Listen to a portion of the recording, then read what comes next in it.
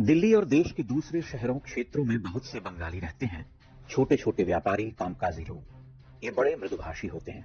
सब्जी भाजी बेचने वाले भी व्यवहार कुशल भद्र नजर आते हैं। उन्हें देखकर मन में यही विचार आता है कि बंगाली बड़े भले मानुष होते हैं। लेकिन इससे परे बंगाल का एक भयंकर रूप भी है, नृशंस हत्यारों और बलात्कारियों का बंगाल, जहां अस्वीकार का अर्थ मृत्यु है। वह चेहरा नया नहीं है, बहुत पुराना है। उसकी जड़ें बंगाल की वामपंथी सत्ता में खोजी जा सकती है। हजारों हजार हत्याओं का राजनीतिक काल। वामपंथ बंगाल की सत्ता से विदा हो गया, वे नृशंस हत्यारे जीवित रह गए।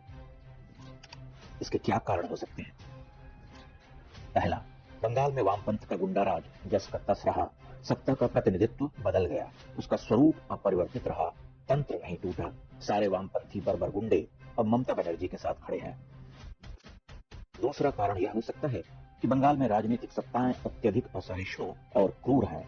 वे अपनी बनावट में वैसी ही हैं। उनमें वैचारिक जड़ता भी है। वे अपनी प्रभुता या विकृत विचारधाराओं के लिए कुछ भी कर सकती हैं।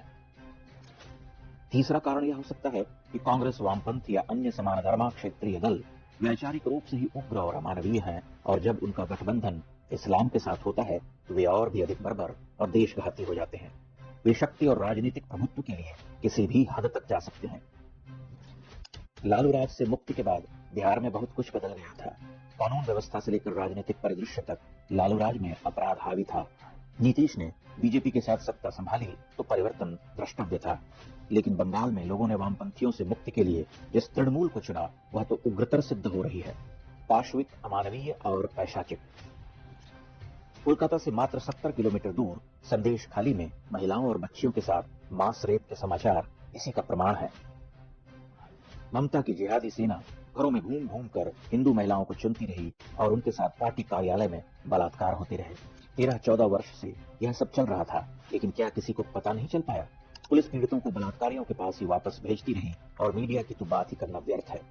केंद्र में बीजेपी सत्ता में है, संभवतः दबाव होगा, इसलिए थोड़ा बहुत समाचार दिखा दिया, अन्यथा संदेश खाली की घटनाओं को भी फैक्ट चेक करके फर्जी दावा करार दिया गया होता। बड़े संपादकों की बीवियां जब राज्यसभा सांसद बन रही हों तो बलात्कार झेल रही हिंदू महिलाओं की पीड़ा की सुनवाई भला क्यों हो? संदेश खाली न पहला है न अंतिम। हिंदुओं की सफाई का यह अभियान तो नोआखाली से ही आरंभ हो गया था।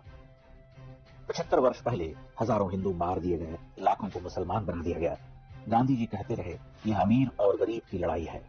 बंगाल में हर चुनाव के बाद ममता बनर्जी के गुंडे हिंदुओं से बदला लेते हैं। बड़ी संख्या में लोग मारे जाते हैं, महिलाओं से बलात्कार के समाचार आते हैं, हिंदू पलायन करने को विवश होते हैं।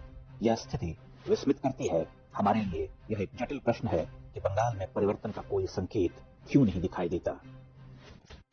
क्या इसका एक आधारभूत कारण यह नहीं हो सकता कि बंगाल जो ऊपर ऊपर बहुत भद्र, संस्कारी और शांत दिखाई देता है, वह मूलतः चारित्रिक रूप से हिंसक संभावनाओं वाला प्रांत है, जहां लोगों में ईगो सुप्रीम है। वह अहंकार ही तो है जो सामने वाले के न्यूनतम स्वातंत्र का सम्मान करना नहीं जानता। पिछले 5-6 दशक का राजनीतिक इतिहास उठाकर देख लीजिए, बंगाल में किस तरह से प्रतिपक्ष को रौंदा गया। क्या वामपंथी असहिष्णुता और मिथ्या श्रेष्ठता बोध बंगाल की मानसिकता पर हावी है? वही बंगाली जो रविंद्र और शरद का गुमान करता है, सामाजिक रूप से इतना अनुदार क्यों है? असल धरातल पर उसकी मनुष्यता तो मृत है।